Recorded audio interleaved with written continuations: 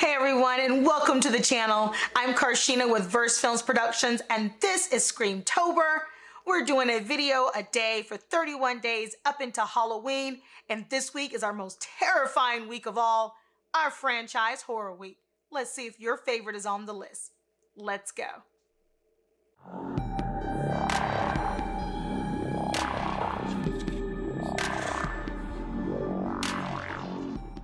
By definition, a franchise or franchising is a method of distributing products or services involving a franchisor who establishes the brand's trademark or trade name in a business system, and a franchisee who pays a royalty and often an initial fee for the right to do businesses under the franchisor's name and system. Wait, let's back this up. We're not talking McDonald's, Burger King, or Popeyes. We're talking horror franchise. We're starting today with the 1980s slasher, a fan favorite, A Nightmare on Elm Street. One of the top 5 best-known 80s slasher franchise, of course, is A Nightmare on Elm Street. The first movie came out in 1984, and though the killer had a similar motive to Michael and Jason, revenge, his modus operandi was pretty different. Rather than stalking his victims with a knife, Freddy Krueger kills them in their dreams. It's a brilliantly and horrifying idea, and the first film was an instant commercial success that led to a 7-strong franchise, plus a crossover and a remake. For many horror films, the kills are the main attraction, and with that, Nightmare on Elm Street really delivers. There are only so many times you can watch someone take an axe to the head, after all. But by creating an undead monster that turns a person's nightmares against them, the late director Wes Craven and the team gave themselves a way to be really inventive. The first film is slow, since it spends most of its time establishing the identity of the killer and the idea that sleep can be deadly, but the sequels soon get creative. Take the cockroach nightmare in Dream Master, for instance, or the puppet dream in Dream Warriors. They're the kind of thing that could give you nightmares for real.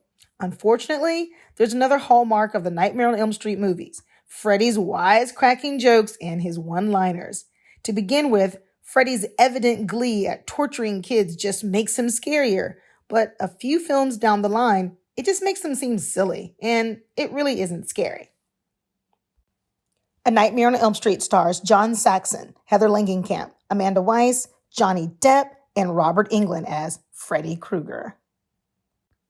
If you're going all in, this is how to watch the Nightmare on Elm Street movies in the right order. Start with 1, A Nightmare on Elm Street, 1984. 2, A Nightmare on Elm Street 2, Freddy's Revenge, 1985. 3, A Nightmare on Elm Street 3, Dream Warriors, 1987. 4, A Nightmare on Elm Street 4, The Dream Master, 1988. 5, A Nightmare on Elm Street 5, The Dream Child, 1989. 6, Freddy's Dead, The Final Nightmare, 1991. 7, Wes Craven's New Nightmare, 1994. 8, Freddy vs. Jason, 2003. 9, A Nightmare on Elm Street remake in 2010.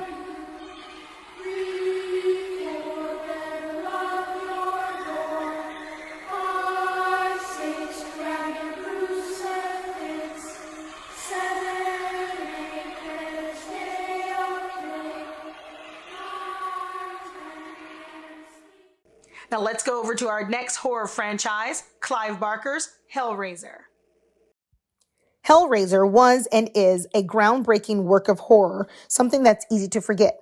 With the passage of time and a long list of inferior sequels, Clive Barker showed the world that cinematic horror could be gruesome, scary, thought-provoking, and rich with subtext, and needn't fall back on the standard 80s stalk and slash formula to succeed. The story is a simple one.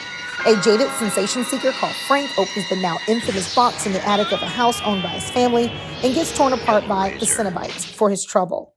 Frank's essence is left trapped and dormant in the room. A little while later, Larry, Frank's brother, moves into the house with his wife Julia. We learn that Julia once had a torrid and passionate affair with the box-opening bad boy, Frank, shortly before her wedding to Larry, the memory of which still gives her hot flashes. A few drops of Larry's blood on the attic floor trigger Frank's resurrection, and he regains some semblance of corporeal form as an anatomically accurate, skinless monster. Julia discovers him, and instead of recoiling in horror, she promises to help him regain his power. Eventually, Frank kills his brother, donning his skin and taking his place in the household. Larry's daughter, Kirsty, is the only one who can stop the gruesome twosome, but to do so, she's forced to team up with Pinhead and his ragtag band of Cenobites. If there's one element of Hellraiser that has aged especially well, is the Cenobites. There's a lot to go through here, so let's skim over the preamble and get straight down to business. To date, there have been 9 Hellraiser movies. That's right, 9. Only the first 4 were released in cinemas. The Hellraiser saga, with its tales of demons, boxes, and the promise of unlimited pleasure and pain, has endured for 3 decades, a longevity that isn't necessarily a cause for celebration. Let's go ahead and take a look at a few of the movies. Hellraiser Revelations, number 9 in the entry. The original scripts for the first 4 straight-to-video sequels were standalone, non-Hellraiser horror scripts already owned by Dimension Films that were rewritten to include elements of the franchise, elements more often crowbarred into the narrative than eased. Not so with Revelations, the first movie since Bloodline to boast an original Hellraiser story, complete with callbacks and homages to Barker's seminal first 2 entries in the series. It was always going to be tough filling the great Doug Bradley's makeup chair by Stephen Smith Collins' performance.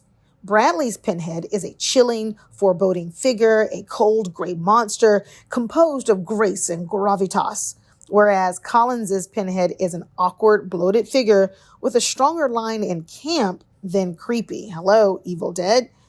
Hellraiser Bloodline certainly can't be faulted for its ambition. It's both a prequel and a sequel to the first 3 movies, a sprawling saga stretched across 3 timelines linked together by the descendants of Philip Lamarchand, the man who originally created the Lament configuration box, who, in the series, the men from the Lamarchand Marchant bloodline are all played by actor Bruce Ramsay. The narrative takes us from a demon summoning ritual in the 16th century France to a robot-tastic Pinhead busting master plan on a space station in the 22nd century, leaving time in the middle for a visit to the 90s and the Lamont-themed office building glimpsed at the end of Hellraiser 3. Yes, Pinhead goes to space in this one.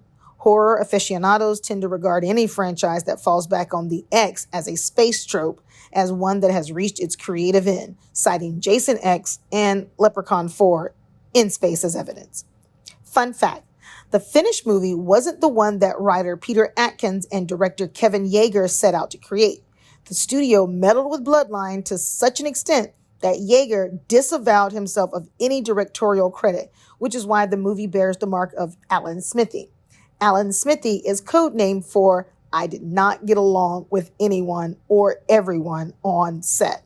That could be because of creative differences or just because, like it said here, the studio messed with it and did not leave the director to do his job. If you really want to experience Barker at his best, then read his books. Stephen King wasn't lying when he described Barker as the future of horror.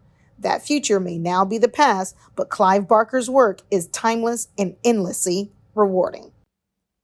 Now, how to watch the Hellraiser movies in order. The first 4 films in the series were released theatrically and feature an ongoing story that is linked chronologically. The remainder of the series, Inferno to Judgment, was released straight to home video and does not adhere to strict chronology. Now, I did mention that there was 9 Hellraisers, but as of 2018, there has now been 10 Hellraisers in the franchise. Number 1, Hellraiser, 1987. Number 2, Hellbound, Hellraiser 2, 1988. Number 3, Hellraiser 3, Hell on Earth, 1992. Number 4, Hellraiser Bloodline, 1996. Number 5, Hellraiser Inferno, 2000. Number 6, Hellraiser Hellseeker, 2002. Number 7, Hellraiser Deader, 2005. Number 8, Hellraiser Hellworld, 2005. Number 9, Hellraiser Revelations, 2011. And number 10, Hellraiser Judgment, 2018. But there's a lot of gore too. And that was the main selling point for each of these movies when they were released, each one promising a more extreme scenario than the last. And I think their reputation was well deserved. Thanks so much for watching, everyone. I'm Carshénah with versefilmsproductions. We hope you enjoyed our Screamtober week right here on the channel. Make sure that you hit that notification bell, like, subscribe, and share. And we hope to see you at the next one. Take care.